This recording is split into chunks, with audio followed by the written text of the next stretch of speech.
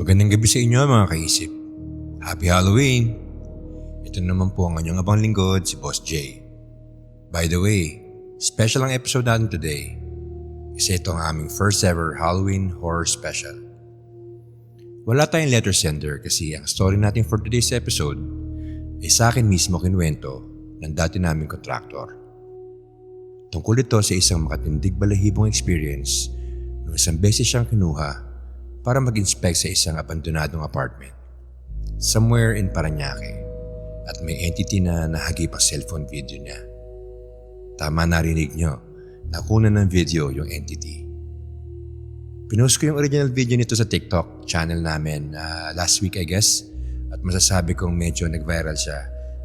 In a week almost 100k views na siya kaya naisipan kong ibahagi na rin yung buong kwento dito para sa full context ng sobrang creepy experience ng kaibigan ko na yun.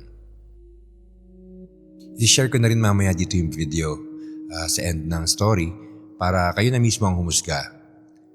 Bali dalawang video ang ipopost ko, yung raw video na unedited at saka yung may konting context or text na din dun sa na pinost ko sa TikTok. Let me know na lang sa comments kung ano sa tingin nyo ang nahagip ng video. Tara! Simulan na natin. Para na rin sa kanyang privacy, itago na lang natin ang kaibigan ko sa pangalang Lakay.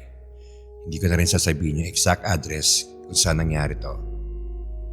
Bali, last year lang to nangyari. Fresh pa sa alaala ko at hindi ko makakalimutan kasi birthday ko yun, October 11, 2024. Nasa late 30s na si Lakay. May asawa at 2 anak. Bale, sila kayo po ay isang all-around handyman, karpintero, pintor at kontraktor na rin. Nakilala lang namin siya sa Facebook nung naghahanap kami noon ng pwedeng mag-ayos ng lababo, tiles, kung ano pang mga gamit sa bahay. Siya na rin ang gumagawa ng mga sirang pinto, cabinet namin. Maayos naman kasi siya magtrabaho at hindi taga kung maningil. Sakto lang. Minsan nagkasama siya ng tauhan niya. Pero pag medyo komplikado ang ipapagawa at meron siyang hindi natatapos sa trabaho, binabalikan naman niya sa ibang araw.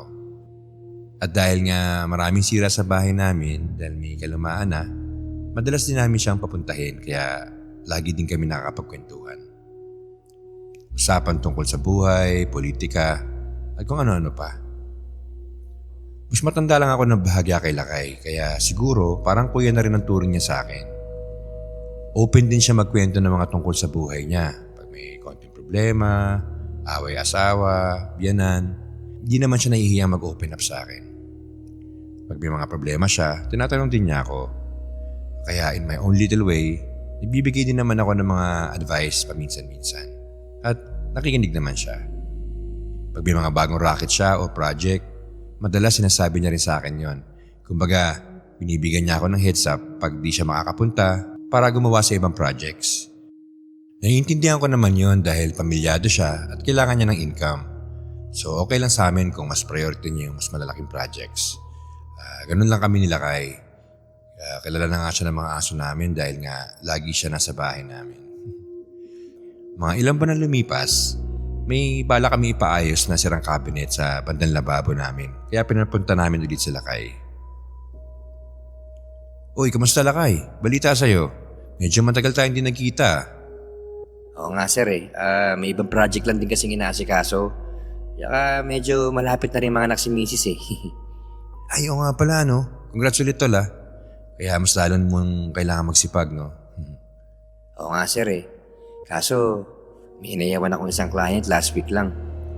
Ha? Sayang naman. Saka bakit? Malayo ba? Hindi boss. May multo Inayawan ko kasi baka mamaya sumama sa akin. Mahirap na. Patawa ka talaga. Paano naman nasabing may multo? Nagparamdam ba? Di lang sir nagparamdam. Nahagi pa ng video. Saka may mga bumubulong pagpasok ko pa rin sa unit. Ay pucha. Talaga ba? Patingin. So sinend nga niya sa akin yung video at doon na nagtayuan lahat ng balahibo ko. Kaya ipinakwento ko sa kanya lahat mula sa umpisa. Ang mga susunod na pangyayari ay hango na sa POV niya or point of view ni Lakay.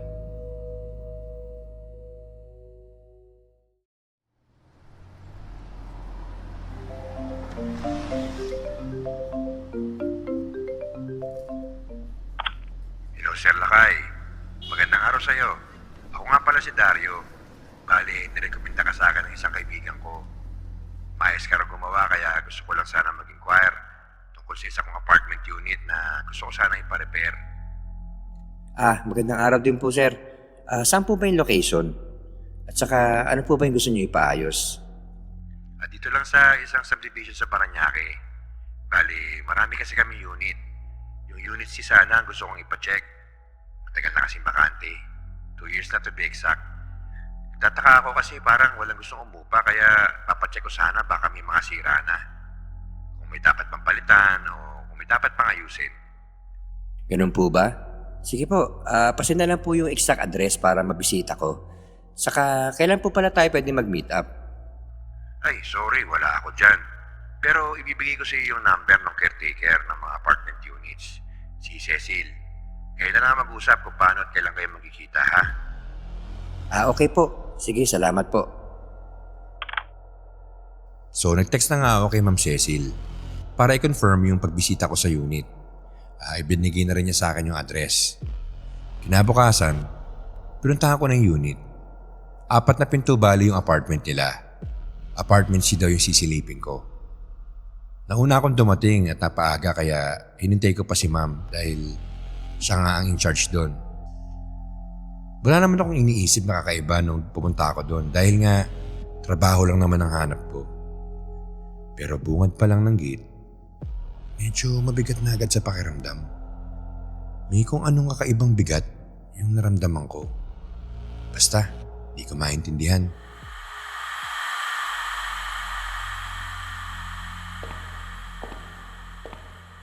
Patapos ang ilang minuto, dumating na rin ang caretaker. Magandang hapon po, Ma'am Cecil. Ako po sila Kay, yung mag-survey lang po.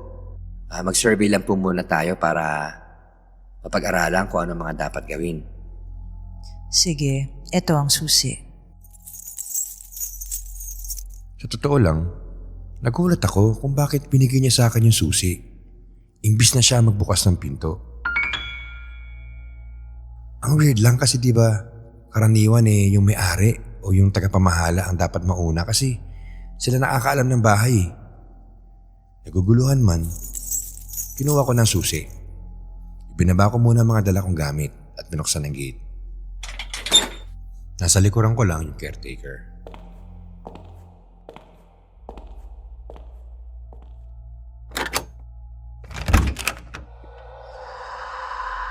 Boss Jay, pagkabukas ko pala ng pinto, may narinig na agad akong parang mga bulong sa hangin.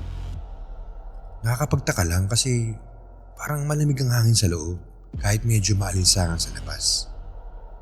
Lumabas ako ulit para kunin yung cellphone ko sa bag ko. Pinuksan ko ang camera at nag-start na ako mag-video sa bahay. Inikot ko na ang camera sa bawat sulok. Bali, normal ko lang naman ginagawa yon pag nag-survey ako ng bahay para mapag-aralan ng mga dapat ayusin at kung may mga materialis na dapat gamitin sakaling mga ipapagawa nga sa akin. Kinakabahan man, di na lang ako nagpahalata. Pagkapasok mo pa lang, bubungad agad sa iyo yung hagdan papuntang second floor. May kakaiba ako naramdaman pero pilit ko na lang binaliwala. So ma'am, gano'n na po pala katagal tong apartment na to? May katagalan na rin. Actually, isa ito sa pinakaunang pinagawang property ng may-ari. Madami silang pag-aari dito. Madalas, pag may nagbibenta ng bahay, sila rin ang bumibili tapos binabuy and sell or for rent nila. Yan talaga ang hanap buhay nila. Ganun po ba? Pero itong unit na to, nagtataka rin kami kung bakit walang kumukuha. Kaya gusto sana naming ipacheck sa'yo kung ano magandang gawin para ma-renovate at mapaganda. Mas lalo akong kinatuban sa sinabi niya. Pakiramdam ko may something talaga tong bahay. Alam niyo yung feeling na parang may nanonood sa inyo? Yung parang may iba pa kayong kasama.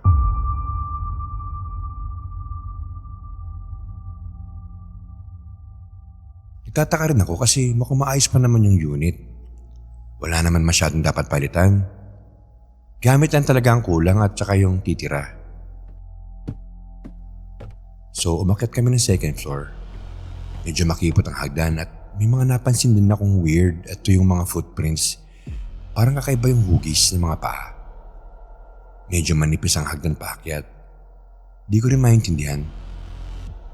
Sa dulo ng hagdan, may makatapat na kwarto. May mga nagsasabing malas daw yun pag ganun ang pwesto. Pero syempre, di ko na pinakialaman. Pinasok namin yun isa-isa at bakante naman. Saka wala naman ako napansin na kakaiba. Pero grabe ang kaba ko noong mga panahon na yun. Gustong gusto ko nang tumakbo palabas pero ayoko namang magmukhang baguhan. Pagkasilip namin sa dalawang kwarto, bumaba na rin ako agad. Di na rin ako gano'ng nagsalita noon at nagpaalam na ako. Habang nasa biyahe ako pa uwi, binuksan ko yung phone ko para panoorin yung video at aralin yung lugar. Boss J, hindi ako makapaniwala sa nakita ko. May nahagip yung phone ko sa may hagdan. Parang isang lalaki na nakaitim ang bumaba sa hagdan. Pero wala naman ako nakitang actual na bumaba nung naandun ako. Parang hanggang doon lang siya sa kalahati ng hagdan. Nagdayo ang lahat ng balahibo ko sa katawan at halos mabaliw ako sa takot, Boss J. Kasi nung i-zoom ko, para lang siyang usok na itim. Hindi mo masabi kung ano talaga yun pero malinaw na mukha siyang hita ng lalaki na bumababa ng hagdan.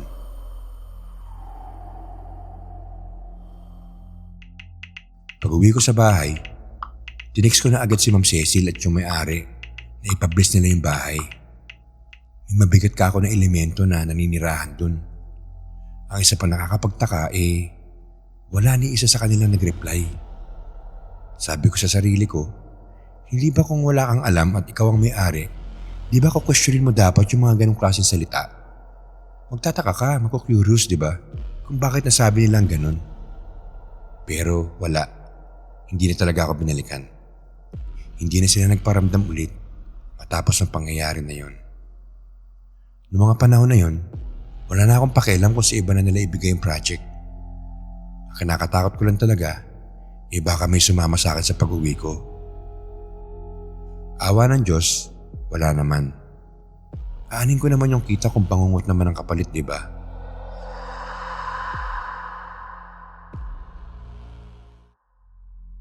So yung mga kaisip, yun na yung buong kwento. Ako yung tipong hindi basta naniniwala sa mga sabi-sabi lang pero nung mapanood ko rin yung video, kinalabutan talaga ako Pilit kong hinahanapan ng logical na explanation yung mga bulong. At saka yung bumaba sa hagdan pero wala akong maisip talaga Bali, dalawa yung papakita kong video. Yung pinost ko sa TikTok at saka yung raw video. Sabihin niyo sa akin kung ano sa tingin niyo. Okay, so dun muna tayo sa raw video. Unedited, unfiltered, kayo na humusga.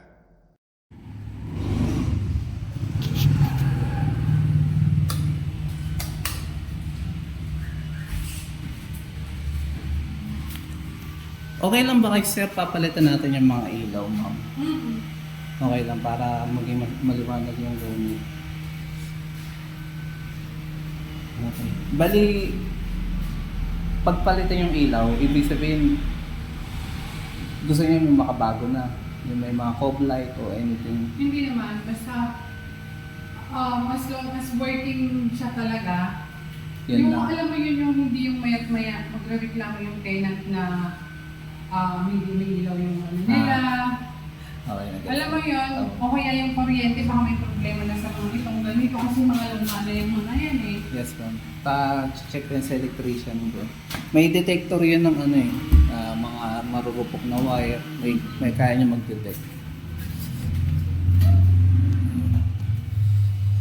Tsaka syempre, CR ang pinaka-importante. Yes, ma'am. Kasi pag ako mabuo pa, CR yung pinakang tinitignan. Ito, pamalit sa amin to. Itong pinto. Ayan, pamalit yan. Pero dito, kung lalagyan na lang ng shower, pwede naman. O kaya itatago natin yung tubo, pwede naman. Kung willing naman si sir. Yun nga lang, matrabaho talaga. Ang ginagawa namin, ma'am, mga condo type.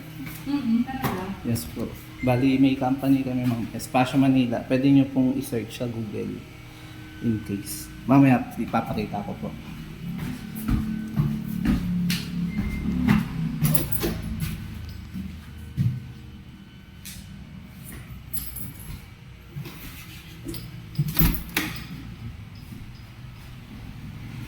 It's okay. So, this lang po.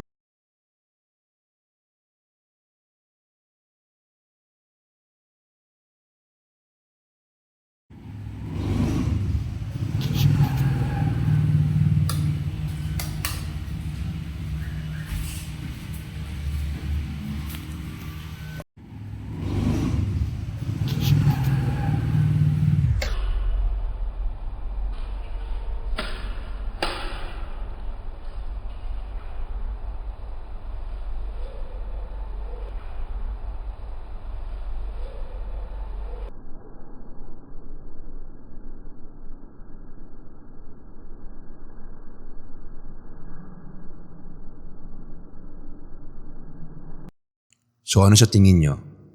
Ang creepy, no? Ito naman yung pinost ko sa TikTok. Andyan yung video kasama sila kay at saka yung text message and Viber message niya sa may-ari at saka kay Ma'am Cecil.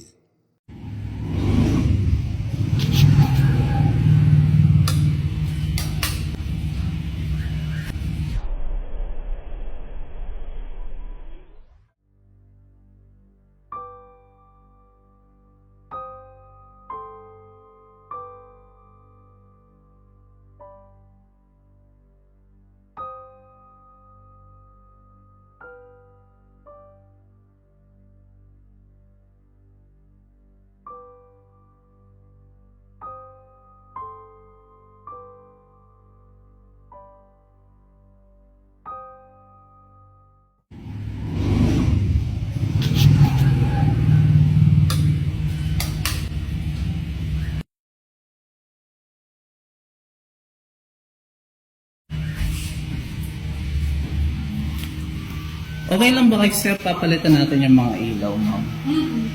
Okay lang, para maging maliwanag yung gamit.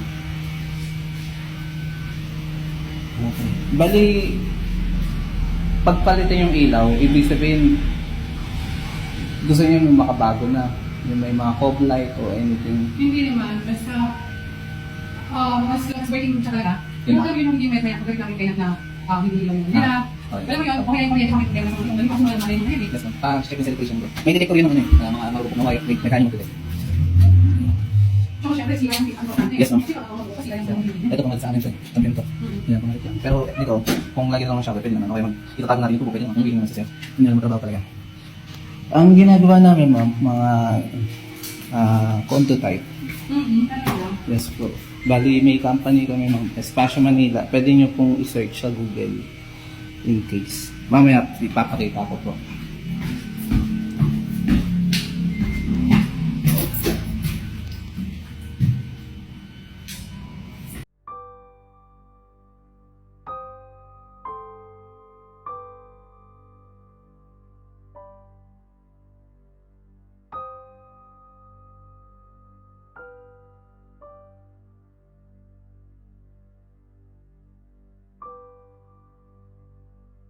So guys, ano sa tingin nyo?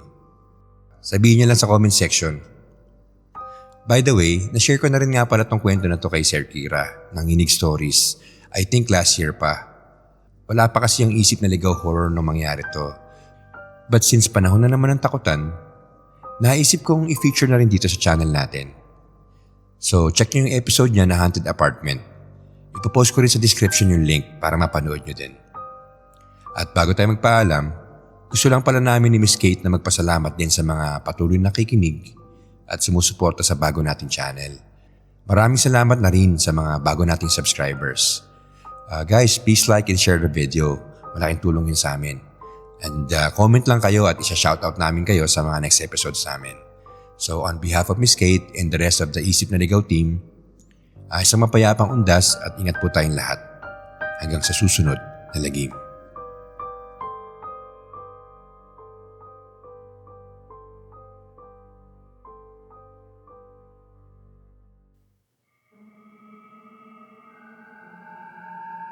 Hindi lahat ng kinatatakutan ay multo. Minsan, ang pinakamasamang nilalang ay ang mapaglaro at sigaw nating isipan. Dito sa Isip na Ligaw Horror, isinasalaysay namin ang mga kwentong nagmula mismo sa inyo.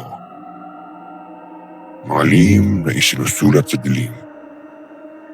Mga karanasang hindi maipaliwanag, ngunit hindi rin makalimutan. Psychological horror, mga kakaibang pangyayari, nahiwaga, nakababaliw, tunay. Mula sa mga call center agents, gwardiya, estudyante, driver o tindera, lahat ay may kwento at lahat ay may tanong na hanggang ngayon ay isang misteryo. At ngayon, isang bagong liham na naman ang bubuksan natin. Handa na ba kayo?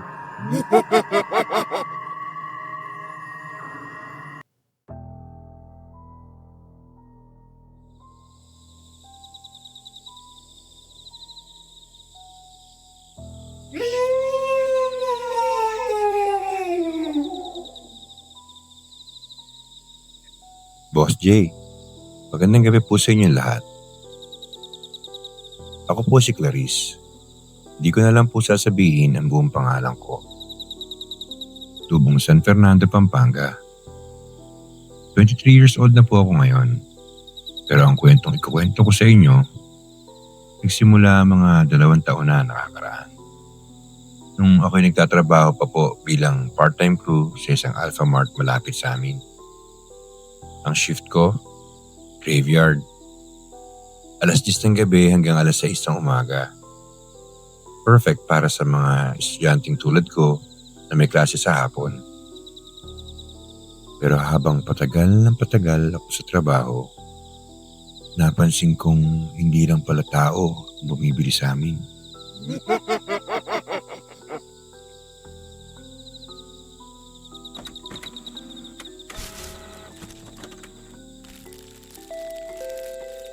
Nagtrabaho ako sa Alpha Mart sa barangay malapit sa amin. Malapit ito sa isang luma at abandonadong paaralan.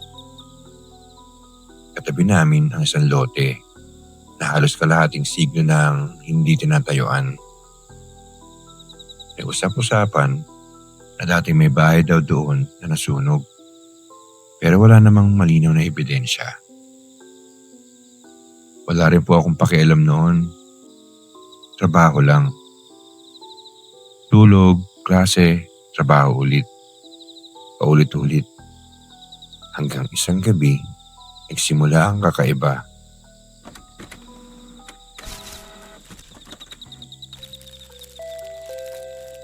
Nag-11 PM na. Wala na akong customer.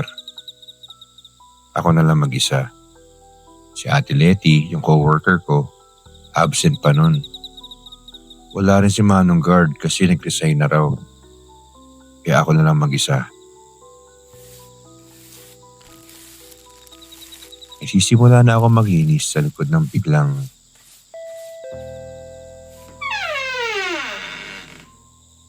may pumasok. Nakaputi. Mahaba ang buhok. Hindi ko nakita ang mukha dahil nakayuko siya. Dahan-dahan siyang lumapit sa ref ng tubig. Tinignan ko siya sa CCTV monitor. Pero wala siyang imahe. Blanco ang screen.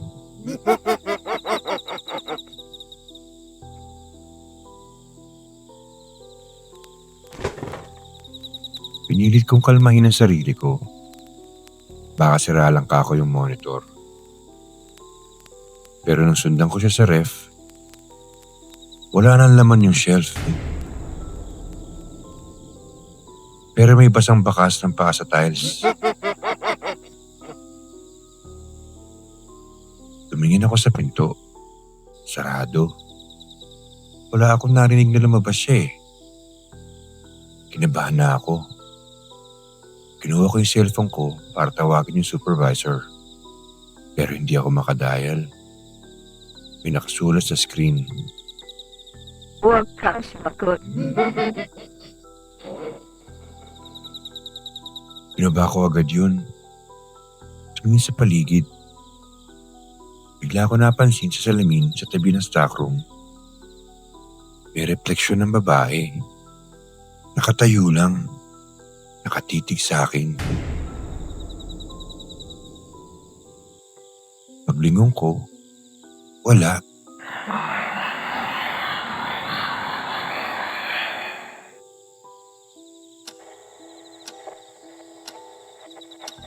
Kinabukasan, tinanong ko si Aling Presi.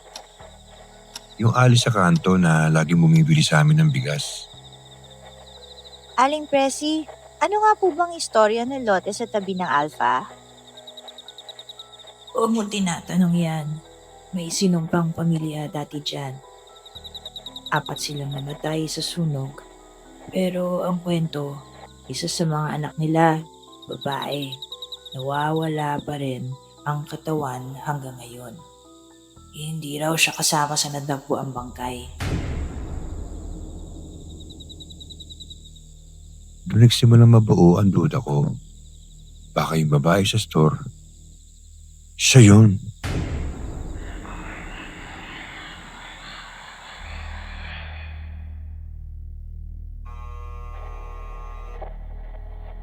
Simula noon, gabi-gabi ay may mga kakaibang nangyayari. Biglang mawawala ang kuryente, kahit malino na may ilaw sa ibang building. May nalalaglag na produkto sa shelf kahit wala namang hangin. Pero ang pinaka-weird, ang CCTV. Nag-record to, araw-araw chinicheck ko. Pero kapag gabi, palaging corrupted yung files.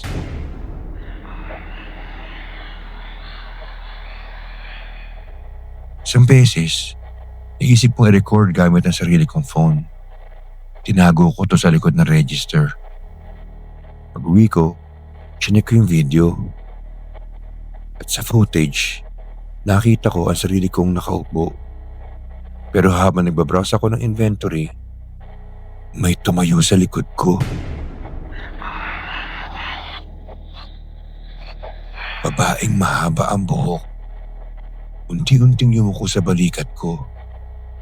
Tapos biglang lumingon ang mukha niya sa camera. Wala siyang mata.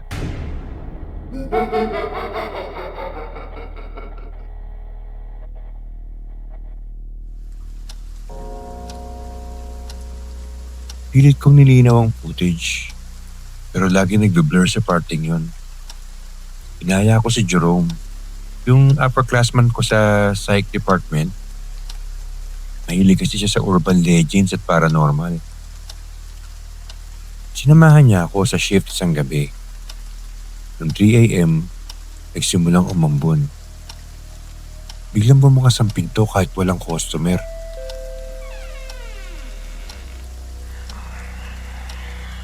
May bumubulong, Clarice, sa likod ng shelf. Naglakad siya papunta sa aisle ng sabon. Maya-maya, sumigaw siya. Wala siyang mukha! Wala siyang mukha!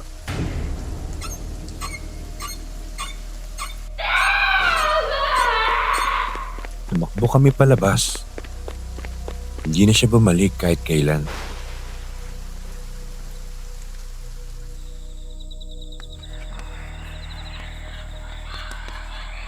Isang gabi, habang naglilinis ako sa likod, may napansin akong sulat sa likod ng stockroom wall. Parang inukit. Parang scratch ng kuko. Hanapin mo ako. Hindi pa ako nalilibig.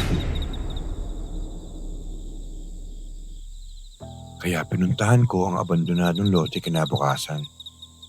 Kasama ako ng kaibigan kong si Tanya. Sa ilalim ng mataas na damo, may maliit na hukay. At sa ilalim nito, may balot ng lumang kumot. Bungo.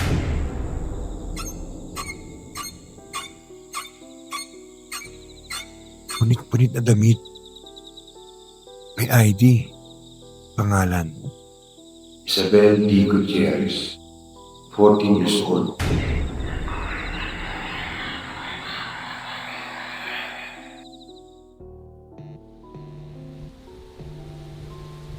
Pagkatapos ng gabing yun, nagpaalam na ako sa trabaho.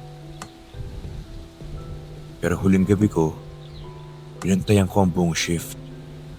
Mag-isa.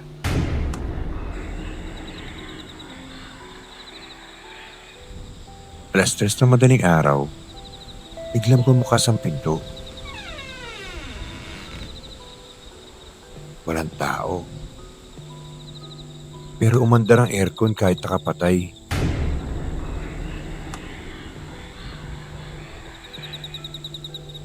Sa glass door, nakita ko siya. Si Isabel. Nakatayo lang. Nakangiti.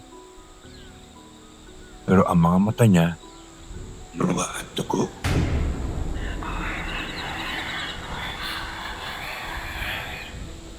Tinuro niya ang likod ng counter. Paglingon ko, wala doon. Pero may iisang papel. Salamat. Ngayon, makakatulog na ako.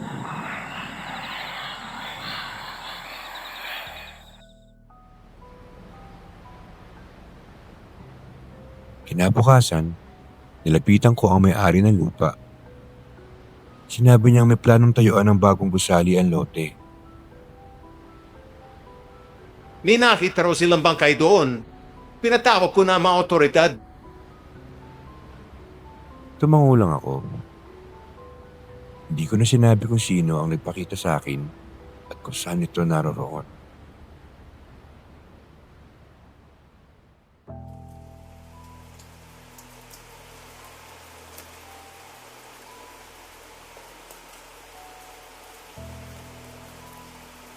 Simula nun, hindi na ako nagtatrabaho ng gabi. Graduating na rin kasi ako sa college. Pero hanggang ngayon, kung tumadaan ako sa lugar ngayon, parang may matang nakatingin mula sa loob.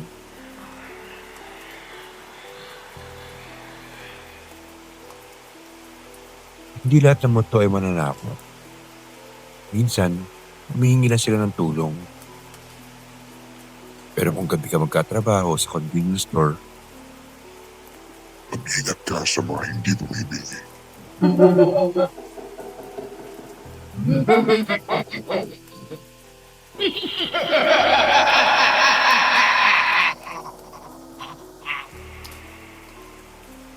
may kwento ka bang hindi mo maipaliwanag? Padala yan sa isipnaligaw-horror@gmail.com. Ito ang Isip na Ligaw Horror, kung saan ang pinaka nakakatakot na kwento ay nagsimula sa mga lihim at biniling ibig. Kung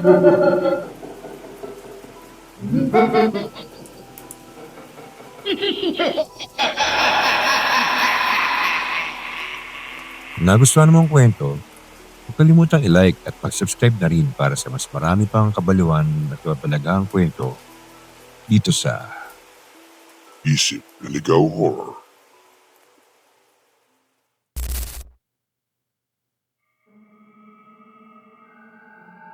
May nakakakilabot na kwento ka rin ba o karanasan na mahirap ipaliwanag? Ipadala sa amin sa isipnaligawhorror@gmail.com at baka ikaw na susunod na feature sa aming next episode.